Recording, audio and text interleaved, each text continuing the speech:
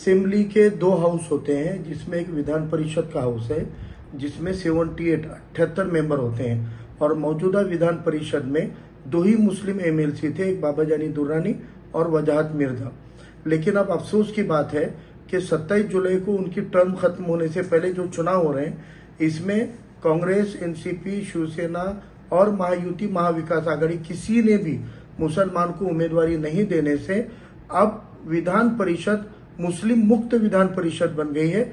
मौजूदा विधान परिषद में एक भी मुस्लिम की नुमाइंदगी बची नहीं है, जबकि ये एमएलसी जो थी वजाहत मिर्जा के हिस्से एक मुस्लिम रिप्रेजेंट करने वाली एमएलसी थी, और ये सुना जा रहा था कि वो नांदेड़ को दी जाने वाली है, इसको दावेदारी पेश की जा रही थी, फिक्स लिखा जा रहा था, बावजूद उसके नांदेड़ को तो दिए ही नहीं।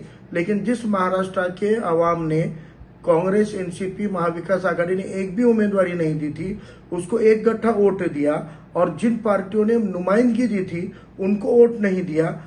इसका सिला ये मिला कि वो तमाम उलेमा इकराम, वो तमाम समाजी लोग जो सियासी नहीं होते हुए भी जिन्होंने महाविकास आघाड़ी को जिताया, आज उन्होंने आपकी 22 रियासत में लोकसभा की उम्मीदवारी जीरो की थी, और अब विधान परिषद में भी उम्मीदवारी न देकर, और विधान भवन में, विधान परिषद में अब एक भी मुस्लिम नहीं रहेगा। जहां पर साइन होने तक, जहां पर मंजूर होने तक कोई भी कानून नहीं बनता।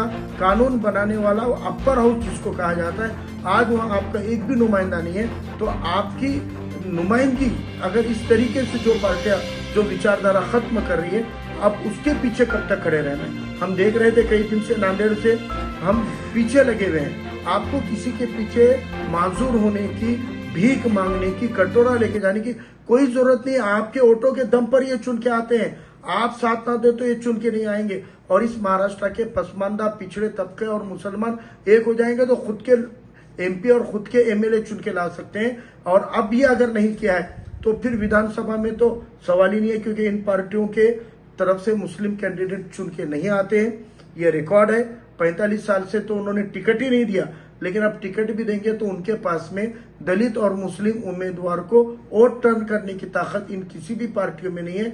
और आज वो आपको अगर एमएलसी में नहीं देते हैं, आपकी मेहनत का सिला नहीं देते हैं, तो मुझे लगता है कि अपने स्वाभिमान, अपने वखार की जिंदगी गुजारनी चाहिए। हम अपने वखार के साथ में, शान शौकत के साथ में, पिछड़े तबकों को साथ में लेके खुद भी चुन के आ सकते हैं, और हम इनको चुन के ला सकते हैं। इसलिए आज अपने को खुद के दम पर इंशाल्लाह आने वाले वक्त में नांदेड़ की आवाम अपने पूरे वखार के साथ, शान, आन बान शान के साथ में अपना नुमाइंदा असेंबली में इंशाल्लाह भेजेगी। तो देखने के लिए हमारे चैनल को लाइक और सब्सक्राइब कीजिए।